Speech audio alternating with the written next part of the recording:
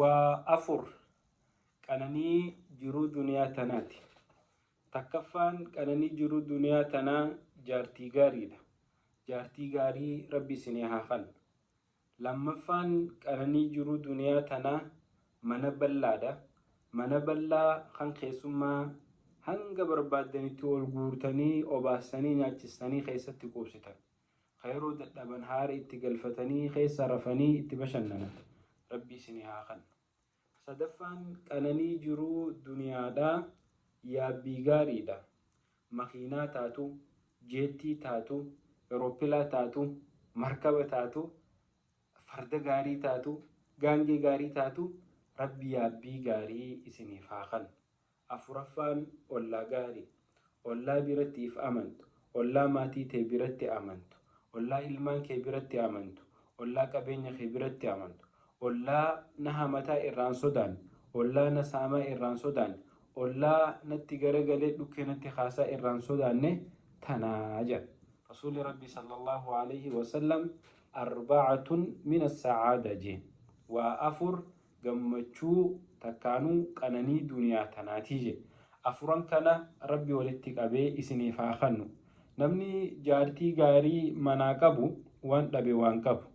namni jaartii gaarii manaa qabu yeroo hunda jiruun isaa gammachuudha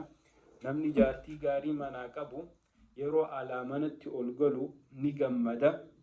fuulli isaa banamaati gammachuun gara mana isaa deema namni jaartii hamtuu manaa qabu immoo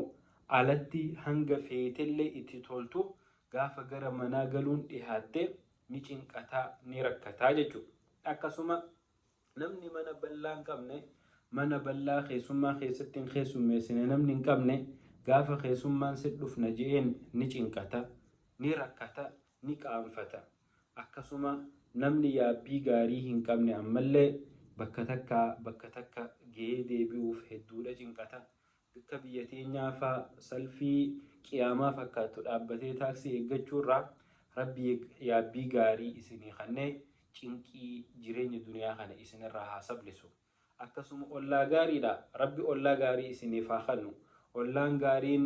ollaa biratti if amanan ollaa qabeenya keetirraan sodaanne ollaa gaafa haajamte dhayitee waa irraa fudhattu gaafa qabdu wajji qooddattu gaafa dhabdellee rakkoo waliin walitti obsitu jechuudha. Tanaaf obboleeyyan kiyya afuran kuni qananii jiruu duniyaati afuran kanaa fi tasanirraa haftillee rabbi walitti qabee isinii haa kennu jaartii gaarii rabbi isinii haa kennu mana bal'aa rabbi isinii haa kennu yaabbii gaarii rabbi isinii haa kennu ollaa gaarii rabbi isinii haa kennu. Assalaamu alaykum.